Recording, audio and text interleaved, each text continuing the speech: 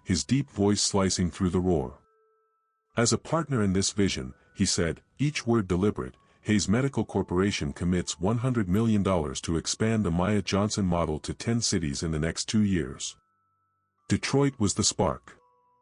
New York, Chicago, Los Angeles, brace yourselves for the fire.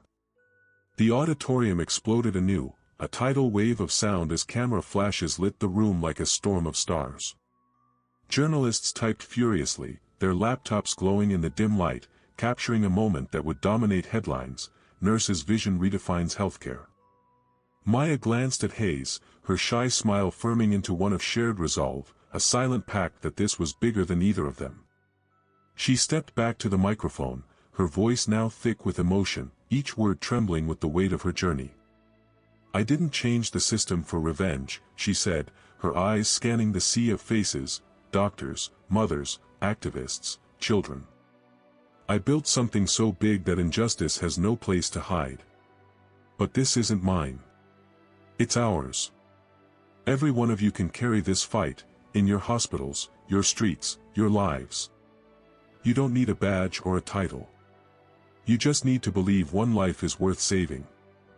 Memories flooded her as she spoke, her mother, Angela, fading in an overcrowded hospital, her hand cold in Maya's grip, the sting of humiliation in Hope Memorial's lobby, Caldwell's sneer echoing, the first patient at the new center, a grandmother who wept with relief at being seen.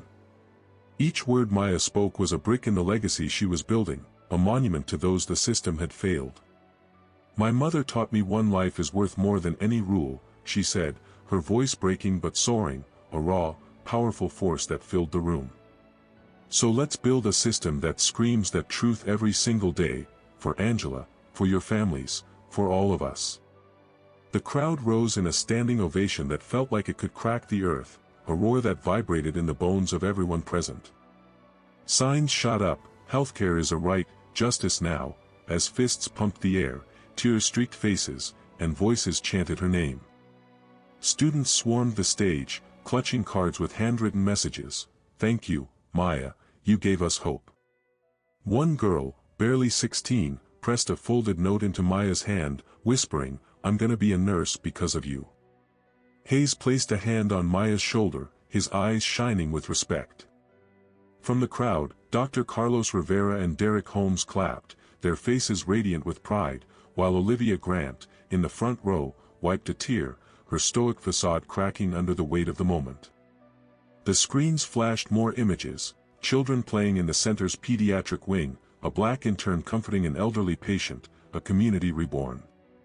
Outside, Chicago sparkled under a spring sun, Lake Michigan's surface glittering like a mirror of possibility.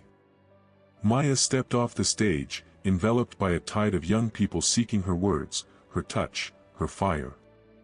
A medical student hugged her, sobbing, you showed us we can fight. Another handed her a drawing, a nurse with wings, cradling a glowing heart, the word Angela scrawled in the corner. Maya's breath caught, her fingers tracing the lines as she tucked it into her pocket, a talisman of her mother's presence. She looked out at the city, the skyline sharp against the sky, and felt Angela in every warm breeze, every ripple on the lake. The Detroit Center was just the seed, the fight was now a forest, spreading nationally, globally, its roots deep in the soil of her sacrifice. As she walked through the crowd, their voices a chorus of hope, Maya's heart swelled with a truth, this wasn't the end, but a beginning. The drawing in her pocket, the cheers behind her, the faces of those she'd inspired, they were proof that justice wasn't a dream but a living, breathing force. The camera pulled back, capturing the packed auditorium, the gleaming city, and the future Maya had ignited, a world where every life was valued, where the system bent to the will of those who dared to demand more. Her name, Maya Johnson, was no longer just hers, it was a rallying cry, a promise, a legacy etched in the hearts of millions, pulsing with life, forever unstoppable.